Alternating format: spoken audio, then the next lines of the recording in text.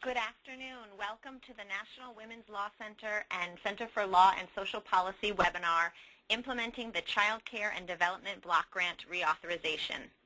This is Hannah Matthews from CLASP, and I'm happy to be joined today by Christine Johnson-Staub from CLASP and Helen Blank and Karen Schulman from the National Women's Law Center. We are excited to have so many people on the line today from across the country, and I can see that more and more people are signing on. We're excited to talk about implementation of this very important program that helps low-income parents work and children succeed. On today's webinar, we'll provide a broad overview of the opportunities in the new Cdbg reauthorization. I'll note that we won't be going through the new law in detail. We know there have been webinars by the Office of Childcare and other organizations that have done that. Instead, today, we're going to present a broad overview of some overall opportunities, and we're going to discuss the context for Cdbg reauthorization in the states. So we're going to take a look at where the child care subsidy program is now and how that's different from state to state. And we're going to offer some ideas and strategies on how you might get started planning for the Cdbg implementation. We know that the work in many states is just getting started, and our goal is really to be able to provide some framing for thinking through the context in your state. I just want to remind everybody that throughout the webinar, you may submit a question at any time using the chat box. We'll be taking questions from the chat box, and we'll leave time at the end for Q&A. So please send your questions as they come along.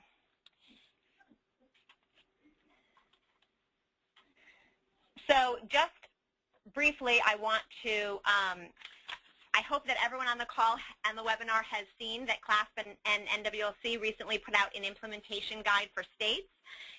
In that, we discuss all of the detailed information on provisions in the new law that we really can't get into today.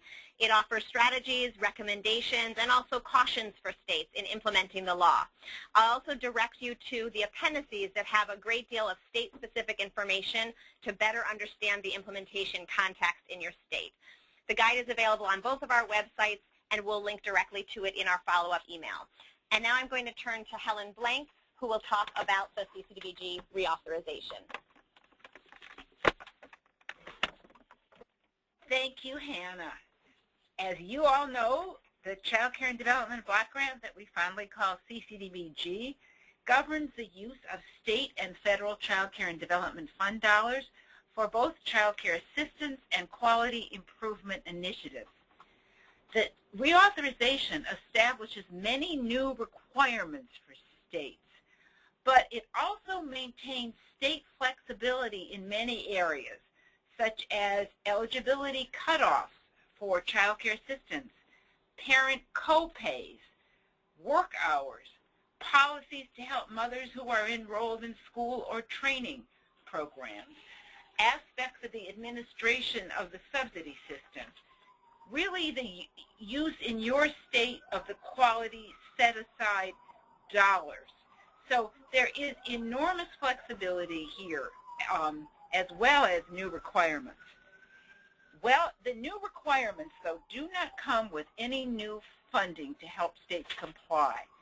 There's a modest increase suggested for the discretionary portion of the dollars. Cdbg is funded two ways. The mandatory money is not increased at all. That has to come from a specific act of Congress. This is an enormous challenge given the cost of the requirements and the gaps in our current child care system. There are new opportunities. The reauthorization helps protect the health and safety of children in care through more consistent standards and monitoring of those standards. It allows families to more easily access child care assistance that supports stable and continuous child care and that can be coordinated with other programs. We'll talk more about 12-month eligibility as we move on. It seeks to improve the quality of care, including through an increased general quality set-aside, an increased infant set-aside, support for child care providers, and targeted initiatives for priority populations. Now, again, all states should see an increase in the infant set-aside, but depending on what you now invest in quality, some states will not see an increase in the quality set-aside. The context for implementation is really important because I think it's really key to look at where CCDBG is as you begin. And it's also really important to know where your state stands on every one of the provisions that are requirements in the bill.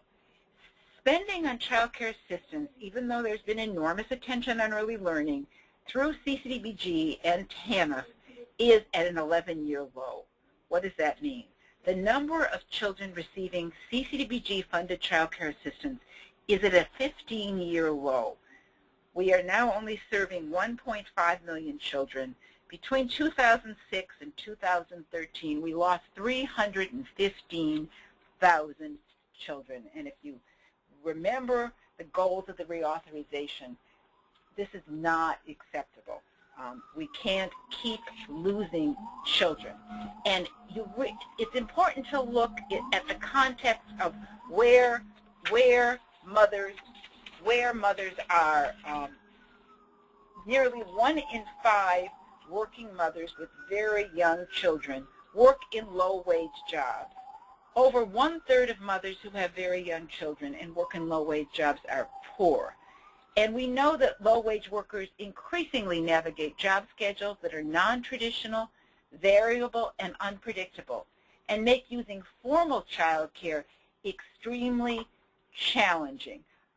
Anyone who reads the papers sees the increased number of articles about mothers who face total unpredictability in when they are going to work every single day. And state studies on child care assistance make this point very clear. One recent study by the Urban Institute of the Massachusetts child care system found that 42% of 171,000 children eligible for subsidies had a parent who worked non-traditional hours. Another Massachusetts study found, in fact, a very few number of providers were open after 6:15 or 6:30 p.m. or on weekends. An Oregon study found that 2/3 of subsidy recipients experienced one or more constraints on child care choices due to their work schedules. Constraints include evening or night shifts, weekend shifts, or a week or less advance notice of a shift. One Urban Institute study of low-income workers in Rhode Island and Washington State found that 60% of parents interviewed worked at least some non-standard hours, regularly including evening, nights, weekends, and variable shifts. And we know parents lack flexibility to determine their schedules of time off.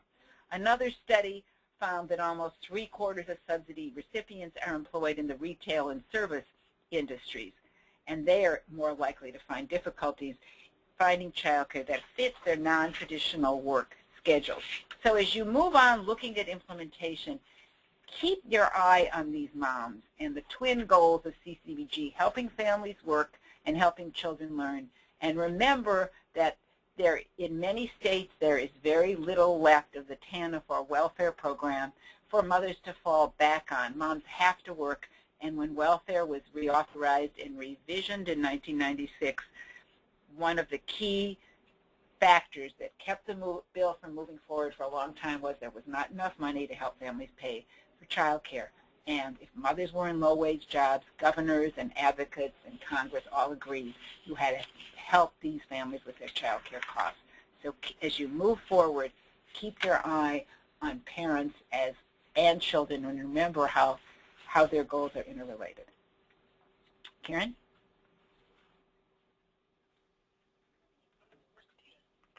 I'm sorry, Christine?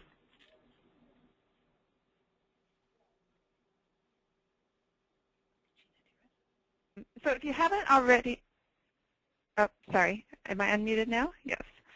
Okay, so thank you, Helen, and thank you, everybody, for joining the webinar. This is obviously really important. It's great to see so many people participating.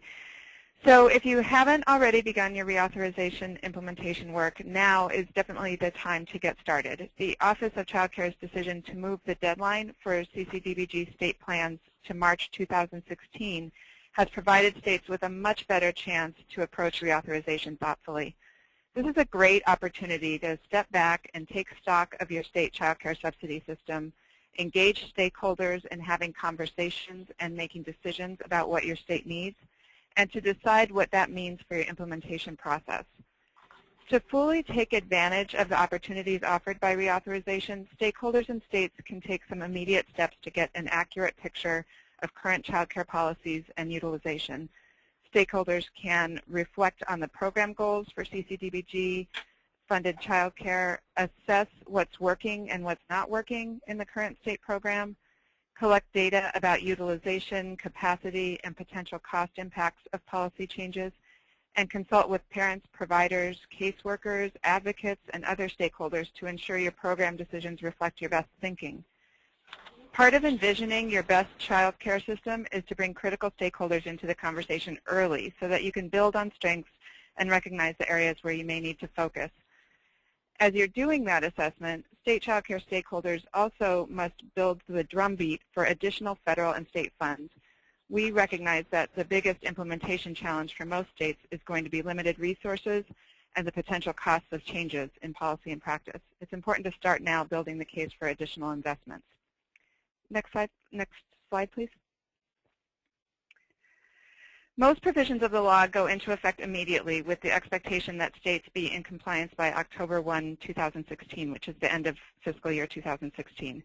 So it will be important to take steps to move forward on those pieces. Some have later effective dates specified by the law, but they'll also require some immediate planning steps over the next several months. For example, by September 30th, 2017, states must have implemented policies to require and conduct criminal background checks for child care staff members, and child care providers must have requested background checks for all of their staff employed prior to November 19th, 2014. Obviously, that's going to take some work in advance of the 2017 deadline. Also, states are required to make public the results of monitoring and inspection reports about provider violations by November 19th, 2017. So again, there will be some need for state work leading up to that, and there are other examples as well. For the most part, states will have to document their compliance with the reauthorization law in their 2016 to 2018 state plan due in March.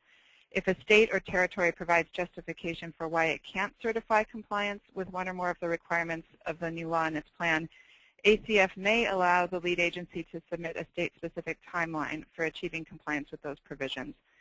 We don't really know at this point under what specific circumstances ACF will allow for waivers or extended timelines, but the agency has indicated that it will work with states to implement reauthorization in a thoughtful manner while monitoring states' progress toward compliance. Next slide, please.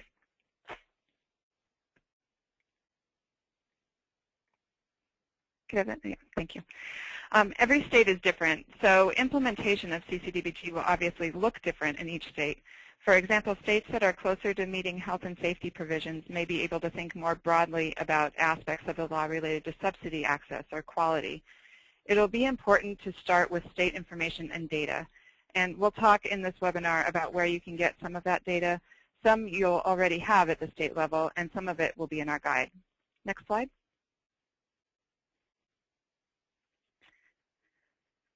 So what are the concrete steps to getting started? If you haven't already, stakeholders can begin to take stock of your current policies, which policies will need to be changed or created, and where existing policies live.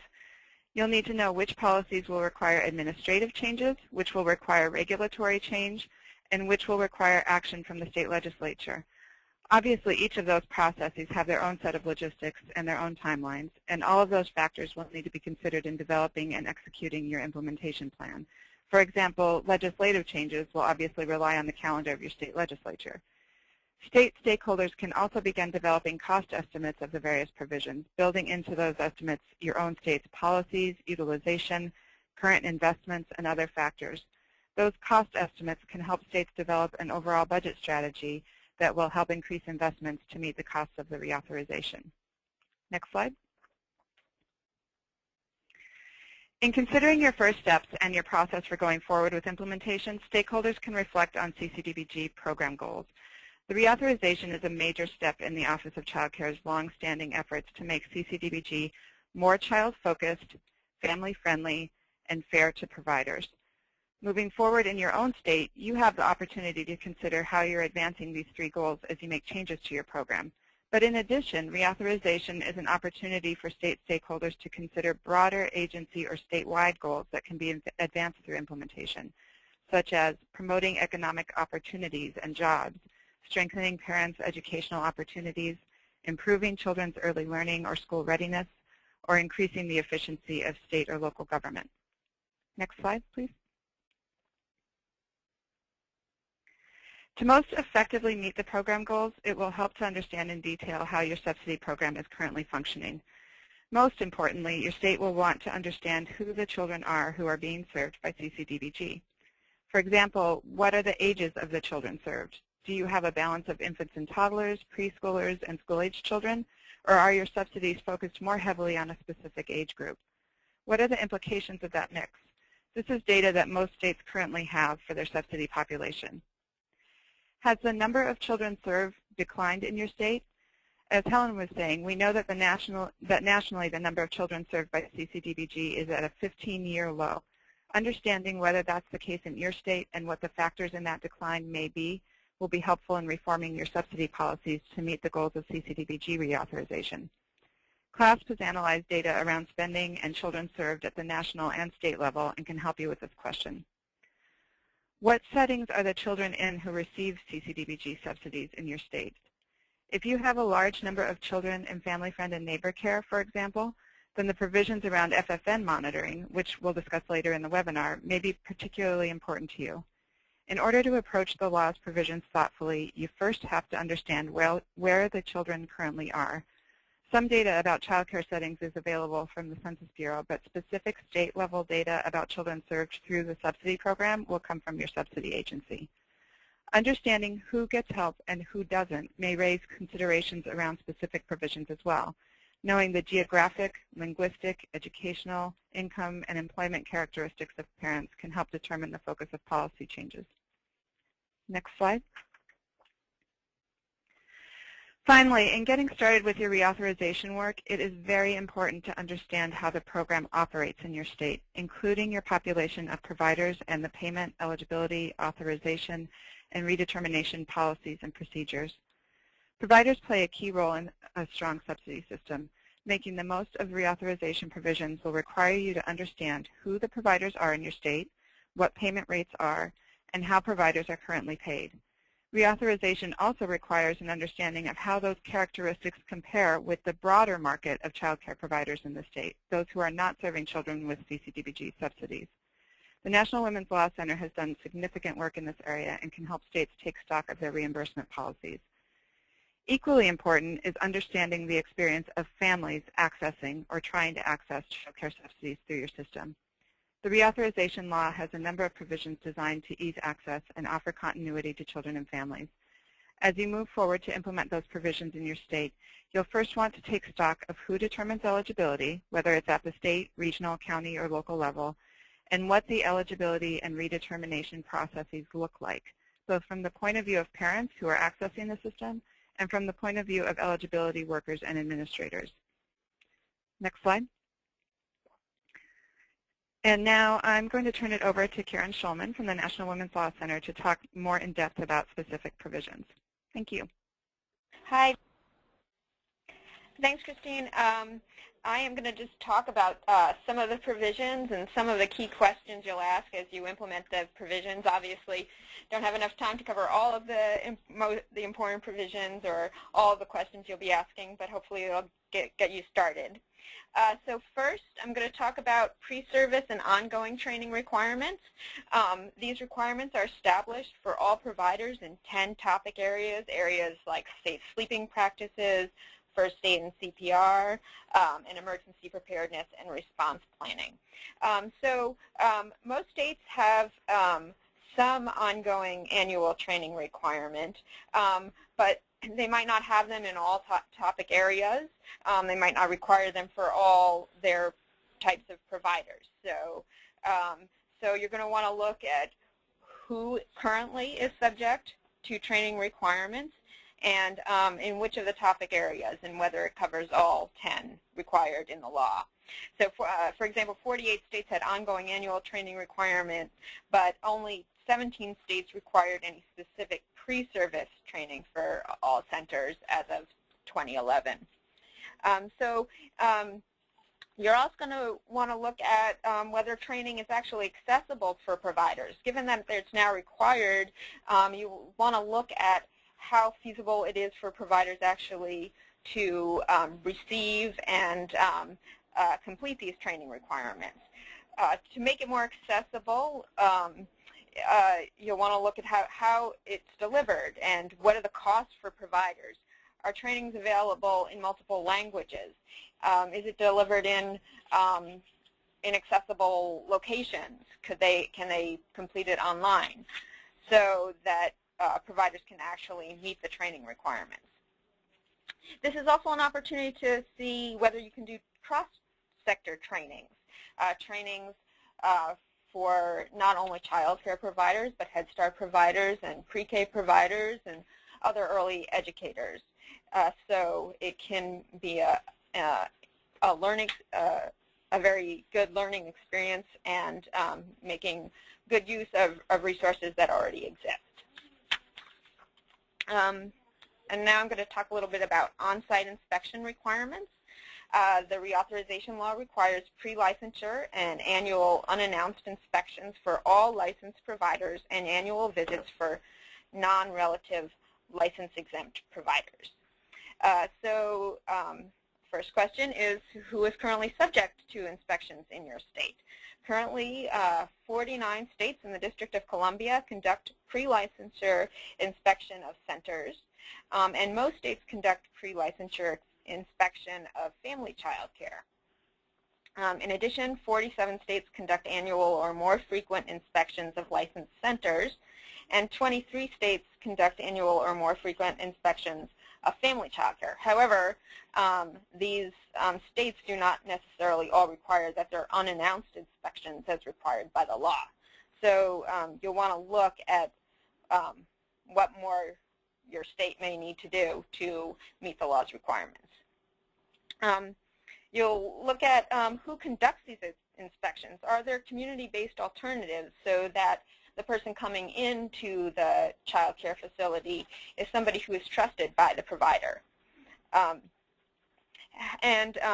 You'll also want to look at how these inspections can be used not just as a tool for enforcement, but also as an opportunity for quality improvement. Can inspections be used as a chance to offer technical assistance to providers? Could they be an opportunity to offer resources to providers? So you're not just pointing out that the provider doesn't have the required fire extinguisher or child safety plugs, but also saying, here's a fire extinguisher, here's a smoke detector, so that you're making sure the environment is good for children.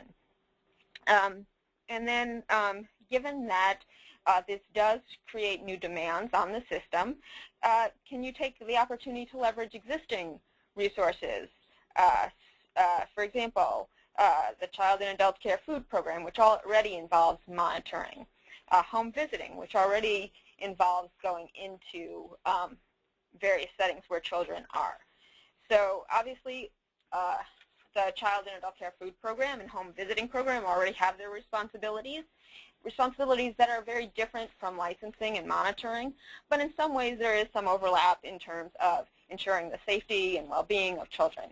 So you don't want to stretch those systems too far or ask them to take on responsibilities that might conflict, but there might be an opportunity to say, well, how are we working with providers? How are we getting into these environments to make sure children are in good settings? Finally, what fees related to monitoring and licensing are currently charged to providers? You want to make sure you're not transferring the burden of the cost for this to the child care providers themselves, whose resources are already pretty stretched. You don't want to. You also don't want the fees or other aspects of this inspection process to create a barrier to participation by providers who want to participate, including license-exempt providers, given that this license-exempt care may be the best and, in some cases, only option for some families. Other requirements in the reauthorization law that address the health and safety of children are the licensing requirements and background checks. The law mandates that states have ratio and group size requirements. It doesn't specify where states must set those requirements, but they say they must have them. This creates a new responsibility for states, as 11 states currently do not regulate group size for any age, and 10 additional states do not regulate group size for at least one age group. So look at where your state is and what their current licensing requirements are, whether they have them, whether they apply to all different age groups. And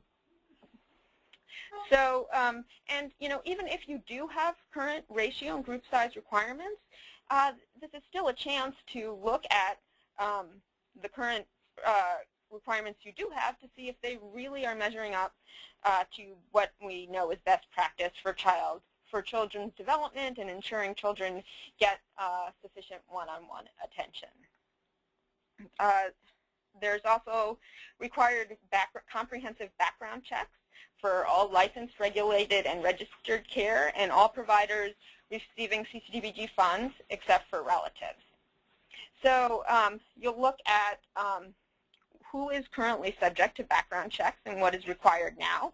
Many states already have requirements, but the requirements may not apply to certain providers that are now required to have background checks. Or you may have certain of the required background checks. There are 5 different sets of background checks, so you'll look at, are providers currently subject to all of these in your state. Currently, only 13 states mandate all 5 checks that are comparable to what the law now requires for child care centers, and for family child care, only 14 states require all 5 comparable background checks. So you'll want to look at who is missing in being subject to the background checks.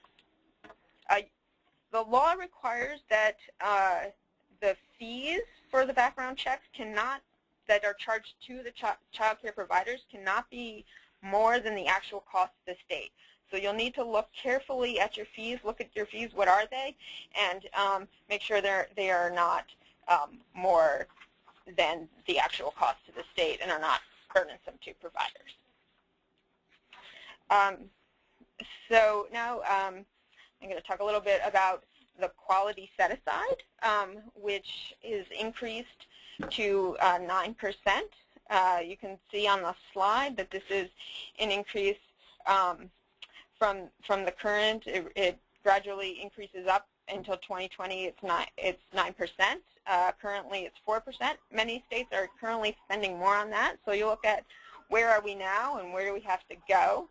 There are a long list of potential ways you can spend your funds that are listed in the legislation, and there's lots of flexibility. So you really want to, states are all doing different activities now. This is a chance to look at how the various activities on quality are doing, whether they provide a truly comprehensive strategy that moves your quality forward. So you should consider the full range of program improvement needs, from startup funds to ensuring providers are actually able to maintain a high level of quality.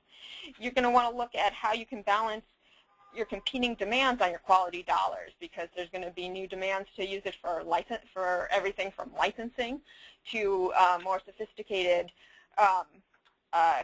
efforts to comprehensively improve the quality. You want to consider how different components of your quality improvement strategy fit together. If you have a quality rating and improvement system, you'll not only want to set up the system so that you have different measures of quality and can, for assessing different quality, but how do you actually move programs forward, give them higher rates when they achieve higher levels, give providers professional opportunity development so that they can meet the higher quality standards. And you want to also think about children's full range of developmental needs, and also the diverse children that are being served, and how you can make sure how your quality efforts increase access to high quality for underserved populations and in underserved areas, children with special needs, English language learners. So all of these aspects will have to go into to rethinking or taking a new look at your quality improvement efforts. In addition to the quality set-aside, there's also the infant-toddler quality set-aside. There are some existing appropriations now, but this is an expanded and permanent set-aside now.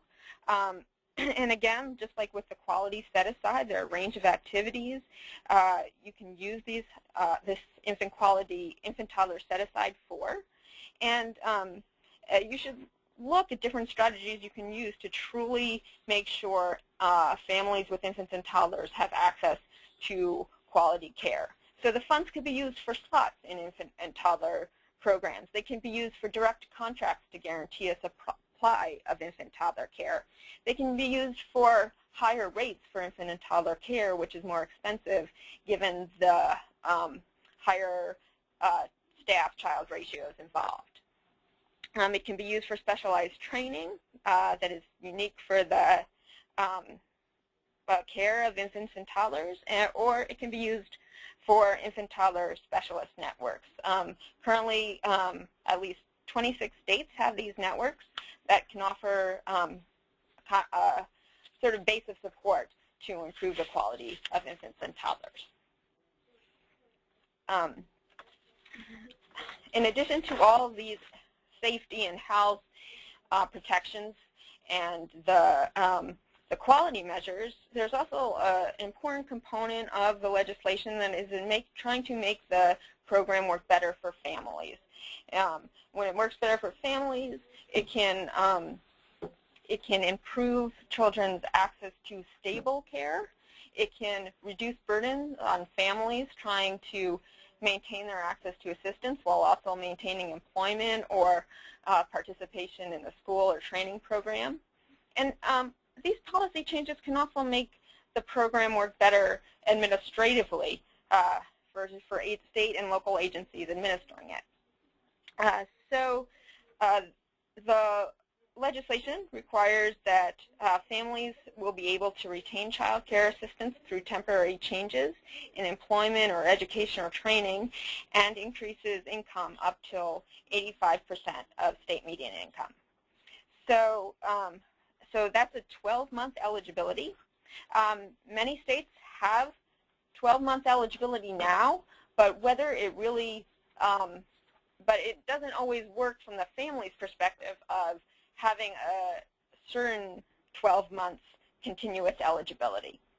So you're going to want to look at what your eligibility period is now, what the average eligibility period really is for families, whether there's anything preventing a family that might be preventing families from maintaining their eligibility for the full 12 months. So this 12-month eligibility period does apply to all families. So you want to look at, if you do have a 12-month eligibility, whether it follows that requirement under the law. The law does allow families to have, the law does allow states to have a shorter eligibility period if a family loses a job for an extended period, but they still require a minimum of 3 months for job search before ending assistance. And states can still allow families to have an even longer period. They can still have that 12-month eligibility. So, but it must be at least 3 months. So states should also look at the end of the 12-month period, they can have a graduated, they have to have a graduated phase out for families so they don't suddenly lose assistance as long as they're still below that 85% of state median income. So they can have this graduated phase out in different ways. You can just have an extended period of eligibility before you cut them off, or you can have an income eligibility limit that is higher than their initial income eligibility limit. In addition to these policies, states can also look at how the eligibility process and redetermination process looks. Does it really work for families? Does a family have to apply in person, or can they apply for redetermination online or through other means that is easier for families? Do families have to provide their full set of information again, or can they, or is some information that they've already provided that has not changed, such as their Social Security number, can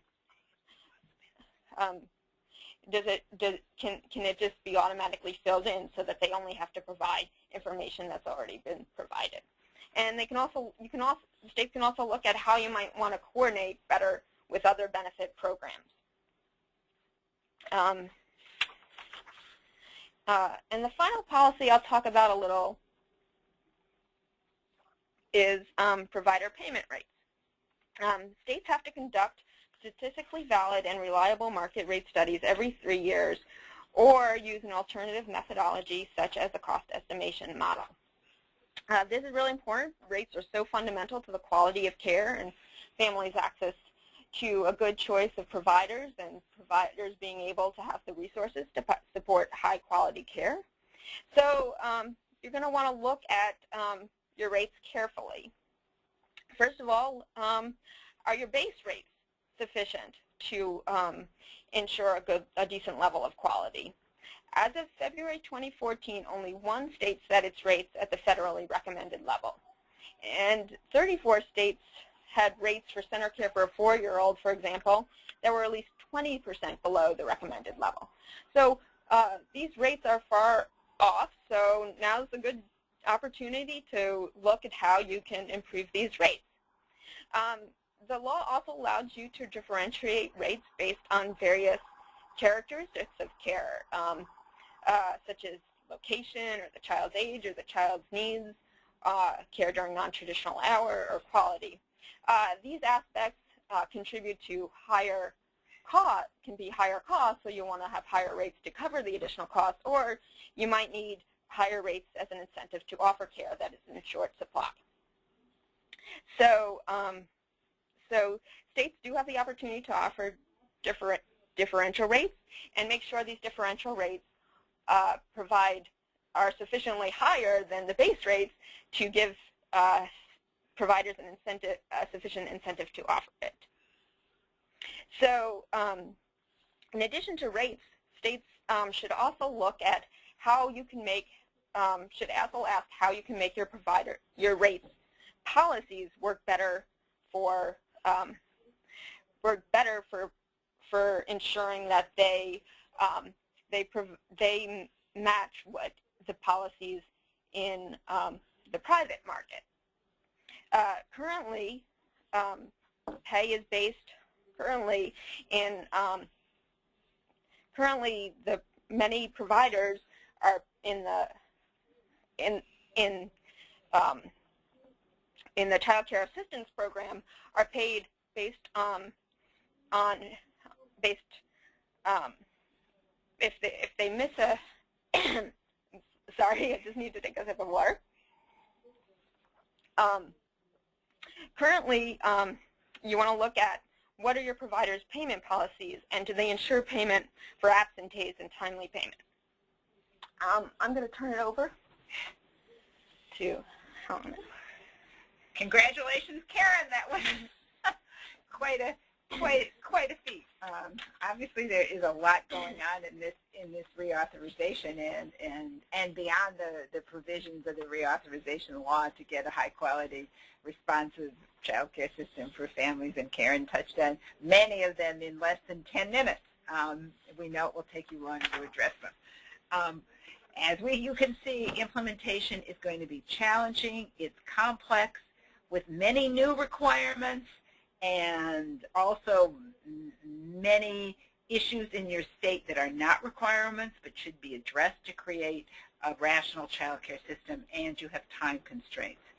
Seizing opportunities, we can't say this enough, will require resources Now is the time for budget advocacy in your states and at the federal level. You have the perfect rationale, a bipartisan reauthorization saying it is time to reform child care, and they have not provided the resources to do so. They've left that to us. It's an opportunity to think broadly, not just about the compliance with the requirements, and Karen touched on many, many of those issues. And lastly, remember that CCDBG has 2-generation goals for children and parents. Children with working parents who bring in income do better. Children living in households with a lot of stress because parents can't pay for child care don't do so well, and we want a good child care program that gives children opportunities to help them learn, but we have to remember that families need options to make this a 2-generation program. Class and the center are eager to help. We want to know what provisions are the most challenging in your state. We want to know what information you need. We're here. Please contact us, call us, email us. We're happy to help. We know now you've had a number of questions. If you haven't submitted them already, please submit them in the chat box. I'll start with 1 or 2, and then we can keep moving forward. People asked about the Massachusetts study on parents' unpredictable non-standard hour schedules. That's by the Urban Institute, Balancing Quality Early Education and Parents' Workforce Success. It's fairly recent, March 2015. I also referred to an August 2011 study on Oregon subsidy policy, and an older study from 4 states in the District of Columbia. We will send you the links to all of those studies. Another question, I'll take these 3 and then I'll turn to Hannah and Karen. It seems that much of the new language in the reauthorization contains work that is charged to states in the Early Learning Challenge Grant, e.g. moving high-needs children to top-quality early learning programs and related work to enhance program quality via QRIS, but without new money pledged for that work. Is that an accurate observation? Yeah, it is. For a long time, I think we have been sort of pushed to improve the child care system without the resources, and I think this reauthorization really calls the question about what we have to do to convince our state policymakers and our federal policymakers what it takes, and I think that's so important. It's important because we have to be fair to the children and families who need high quality and flexible child care, and we have to lay out what policymakers have to produce to make that really happen. And a related question is, what are the prospects of increased federal funding mandatory for CCDBG to allow states to keep pace with current populations of children and families receiving subsidies? Well, mandatory child care increases in the past have been connected with TANF reauthorizations. When we first created TANF in 1996, and when TANF was reauthorized in 2007. It's challenging to get the Finance Committee, which deals with programs like the Affordable Care Act, SCHIP, Social Security, Medicare, to just increase child care funding not connected. We will try hard. It is very important if you have a senator on the Finance Committee or a House member on Ways and Means to talk to them about child care. But we also have to remember that Congress is about to enact on both sides to reach a conference agreement on a budget that gives those committees instructions to drastically cut entitlement programs. And their mode is going to be cut. And so it's just as important that you weigh in, if you haven't already, with your member of Congress, how this budget that Congress is setting up for the coming fiscal year doesn't work for children and families. Even though it doesn't explicitly cut child care, it makes it extremely difficult to have a constructive discussion about mandatory money, and it will also limit the amount of discretionary money available for all non-defense programs for the next 10 years, making it really challenging because you're going to have a zero-sum game, and the only way to increase funding for one early learning program is to cut another program. So we really have to up our ante on our work on budget advocacy, and also when someone tells you to respond to an alert on the estate tax, it may sound like something you know nothing about. Every alert about taxes and revenue affects what's available for children and families. Hannah? Thanks. So we do have a number of questions. We're going to get through as many as we can. If we aren't able to, we'll try to follow up after the webinar. So we're going to plow through and keep them coming because there's some great questions.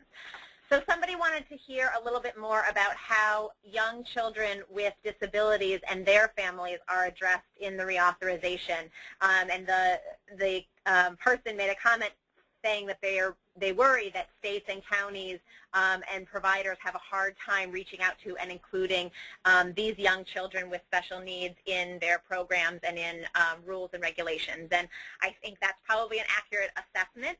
There is language in the law in various places that talks and calls out the need for special attention to children with disabilities. To give an example, states do have to describe in their plans how they will increase the supply and the quality of care for many different populations, and children with special needs is one of them. And we, agreed that this is part of what's very complicated about this reauthorization is that there, in fact, is a lot of good language that calls out the needs of lots of different groups of children, but we know that it does take sincere attention to some really complicated issues and resources to be able to reach all children in a meaningful way. So I think there's a large agenda there. We have a question about who the background check requirement applies to. Karen, do you want to answer that one? Sure. The background checks apply to all child care providers and staff, and that's not just CCDBG, those receiving CCDBG subsidies. That applies to all of them, but it does not include relative providers. Thank you. We also have a question about the infant-toddler funding, the 3% set-aside that Karen mentioned.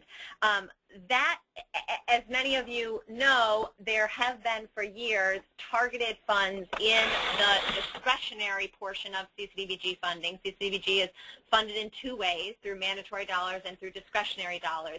And there's been a targeted money within the discretionary dollars. This 3% set-aside works a little bit differently.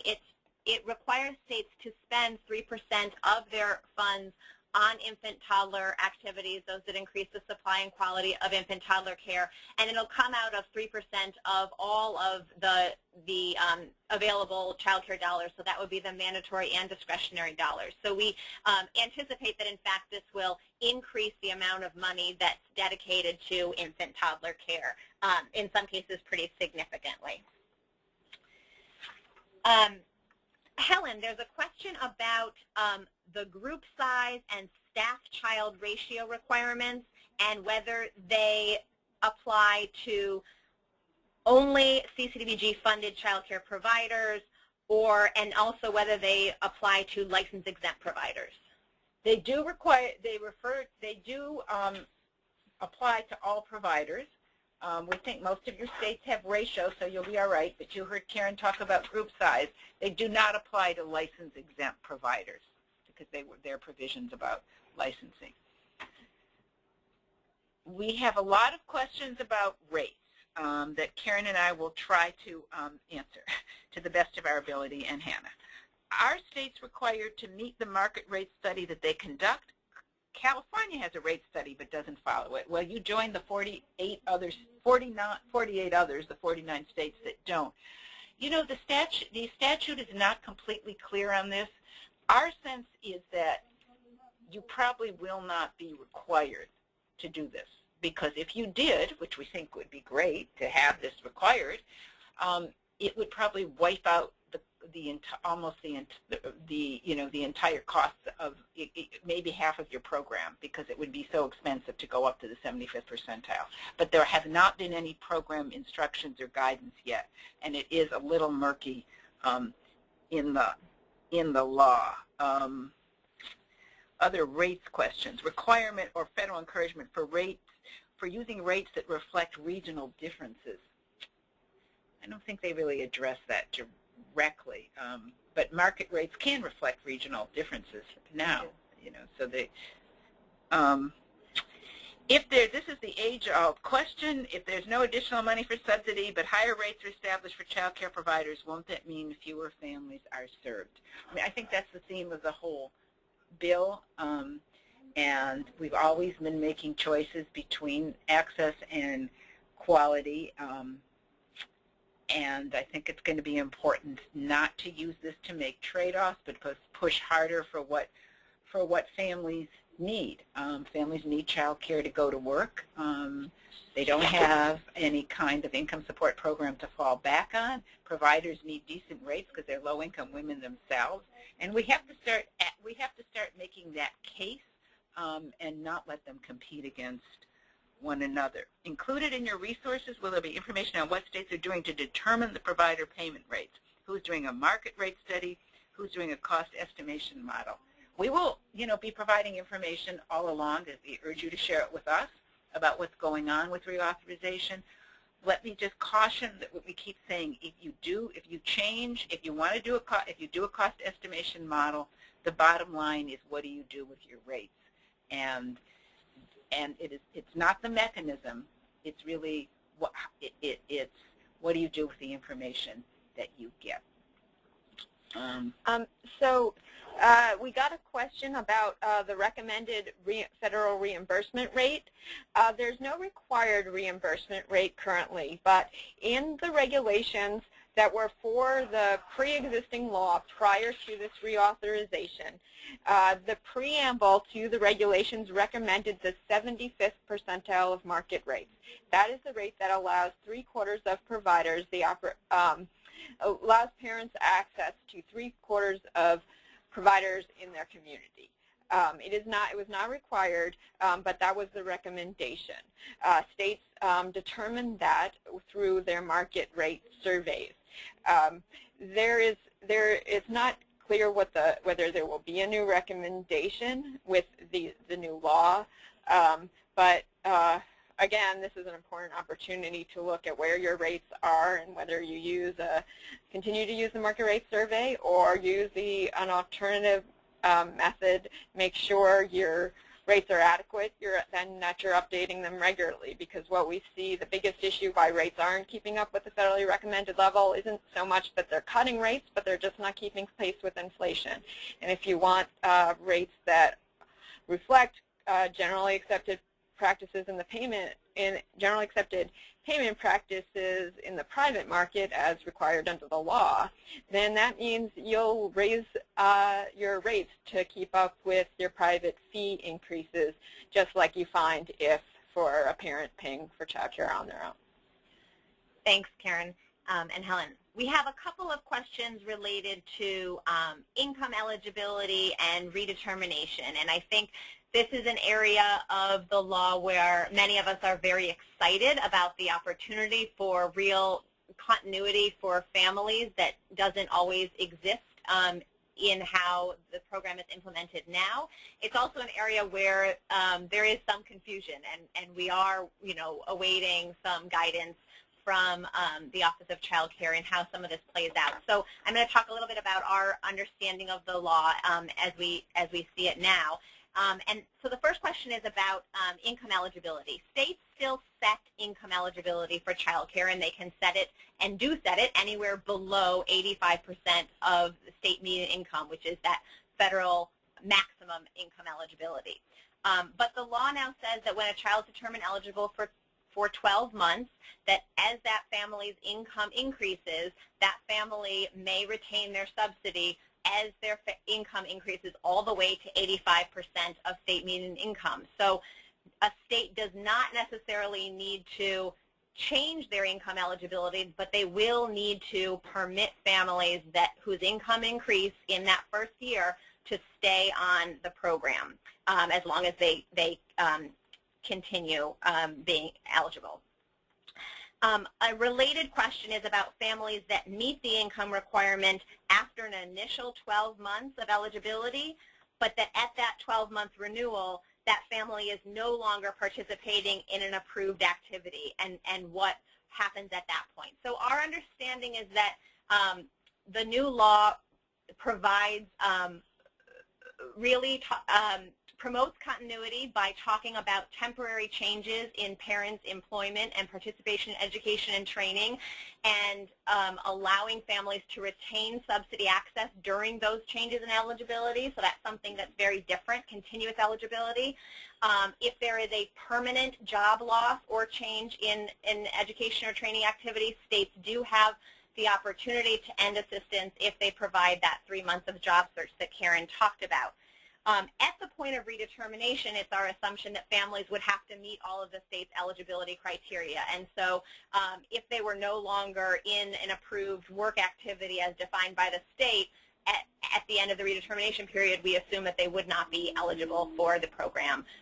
For those who continue to work but whose income may have increased, those states will need to figure out for those families how to keep those families on and do a graduated phase out of assistance.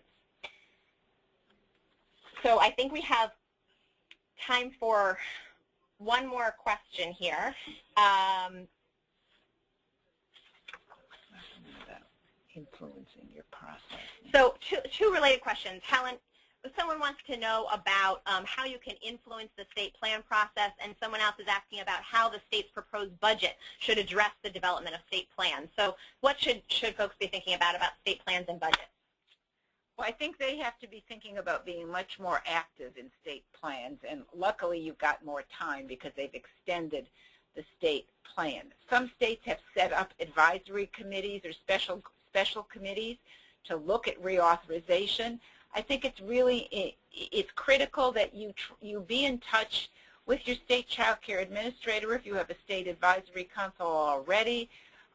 You encourage that committee and you encourage your administrator to create a broad-based advisory committee that also allows for input for not just one hearing, but for some more broad-based and consistent input on the development of the plan and the implications for funding, that the state go beyond one hearing. And there are a number of states, I believe Illinois, has created, a committee to look at reauthorization. It's really key that you encourage your states and your administrators to do similarly. Thank you. So thank you all for the questions. We're sorry that we didn't get to all of them, but we certainly will follow up and hope that you will all contact us and let us know how we can help you as you move forward. You have the link to our implementation guide and all of our contact information, and we are really looking forward to being able to support you in any way. So please do reach out to learn more about the reauthorization and to get help as you move forward in your states.